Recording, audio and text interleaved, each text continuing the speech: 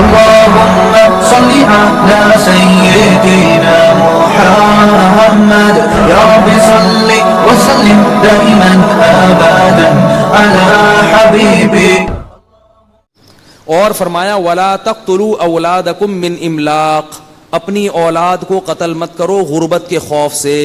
نَحْنُ نَرْزُقُكُمْ وَإِيَّاهُمْ، رزق تمہیں ہم دیتے ہیں اور ان کو بھی ہم دیں گے.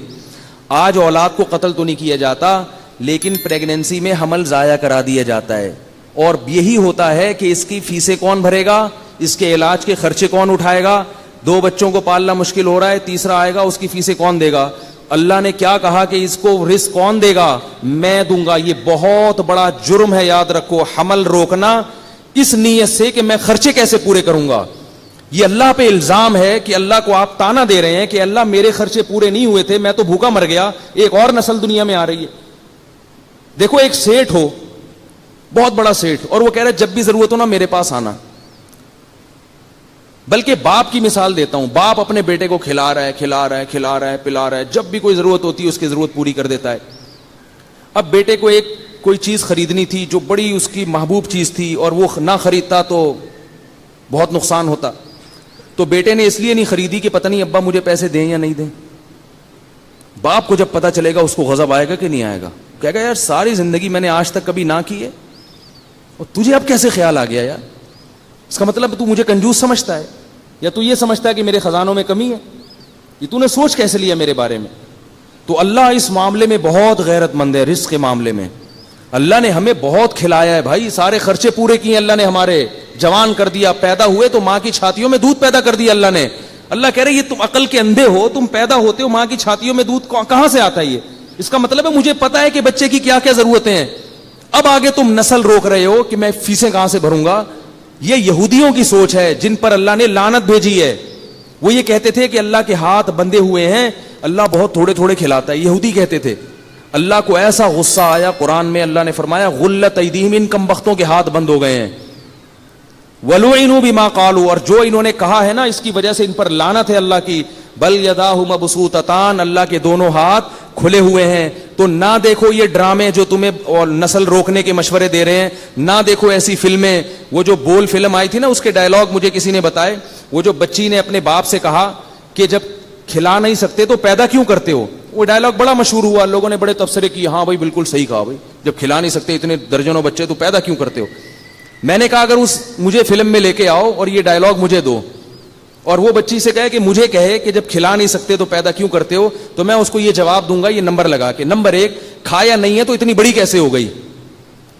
یہ جو ہے نا میڈیا آپ کی آنکھوں پہ پردہ ڈالتا ہے، خدا کی قسم یہ سب یہودیوں سے پیسے لے کے ہمارے کلچر کو تباہ کر رہے ہیں. بیٹی کو باپ کا کیسا بدتمیز بنا رہے ہیں آپ دیکھو.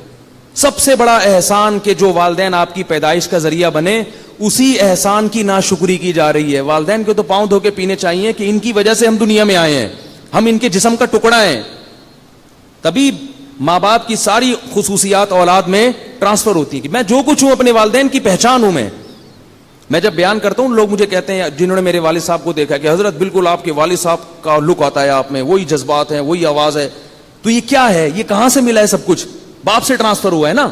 اسی باپ کو آپ تانا دینا شروع کر دو، یا پیدا کیوں کیا تم نے. کتنا بڑا جرم ہے یہ، کتنا بڑا جرم ہے. اور یہ فلموں میں سینما گھروں میں دکھایا جا رہا ہے اور لوگ ہنس ہنس کے دیکھ رہے ہیں، اور پھر کہتے ہیں ہماری اولاد نافرمان ہے. تمہاری اولاد تو نافرمان ہوگی نا، وہ تو اس باپ کو مانے گی جو تمہیں سونے کے نوالا کھلاتا رہے بس ہر وقت. ذرا سا اس نے ہاتھ کھینچا تو تانے سننے کو ملیں گے تمہیں. تو میں اگر ہوتا اس کو کہتا کہ اگر تو نے کھایا نہیں ہے تو تو اتنی بڑی، بولو بھائی کیسے ہو گئی، کیسے ہو گئی اتنی بڑی. نمبر 2، تو نے ضرورت سے زیادہ کھایا ہے. اگر ضرورت کا کھایا ہوتا تو ایسی باتیں نہ کرتی. ایسی باتیں غریبوں کی زبان پہ نہیں آتی. یہ فضول باتیں اور یہ اللہ کی نافرمانی کی باتیں ان کی زبان پہ آتی ہیں جنہوں نے ضرورت سے بہت زیادہ کھا لیا ہوتا ہے. پیٹ بھرے ہوئے ہوتے ہیں پھر الٹی پھینکتے ہیں. ایسی بہت زیادہ کھاتا ہے نا انسان پھر ناشکرا ہوتا ہے. قرآن میں اللہ نے کہا نا اگر اللہ لوگوں کو رزق بہت زیادہ دینا شروع کر دے سب اللہ کے نافرمان بن جائیں گے. اور تیسری بات میں اس سے یہ کہتا کہ ٹھیک ہے بیٹا غلطی ہو گئی، ہم نے آپ کو پیدا کر لیا، غلطی ہو گئی تو اس غلطی کی تلافی بھی ہو سکتی ہے. اگر آپ کا خیال ہے کہ آپ دنیا میں آنا آپ کا غلط تھا تو یہ بندوق اٹھا کر کے ختم کر دو اپنے آپ کو. بھائی موت کی تکلیف بھی نہیں, اگر آپ کہیں تو موت کی تکلیف ہوگی تو بڑا مسئلہ ہے, تو بھائی کنپٹی پہ ایک گولی ٹھا کر کے ماری جائے تو کوئی نہیں پتا, ایک سیکنڈ میں ختم. تو بھائی اب زندہ کیوں ہو؟ چلو اس وقت تو بچے تھے, عقل تھی, اب تو بڑی ہو گئی, اتنی باتیں کر رہی ہو میرے سامنے, تو بیٹا یہ بندوق ہے, آپ سے نہیں جلدی میں مار دیتا ہوں, ختم.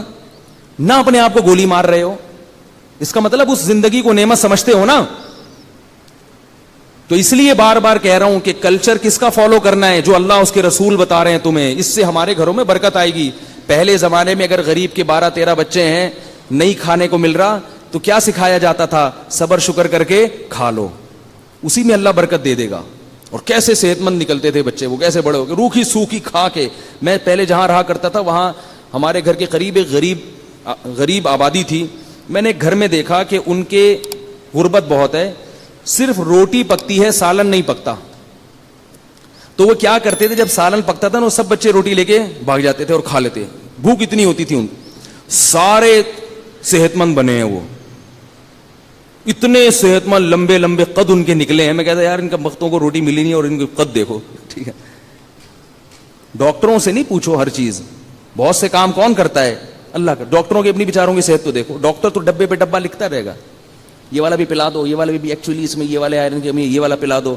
غریب, میں نے پٹھان بچے دیکھے ہیں, پٹھانوں کے علاقوں میں رہا ہوں میں, غریبوں کے. ایک پٹھان کو میں نے دیکھا, اس کے ساتھ میں رہا بہت, میں نے دیکھا کہ اس کا بچہ روتا ہے تو روٹی لا کے پکڑا دیتا ہے, صرف روٹی, اور بچہ صرف روٹی کھاتا ہے.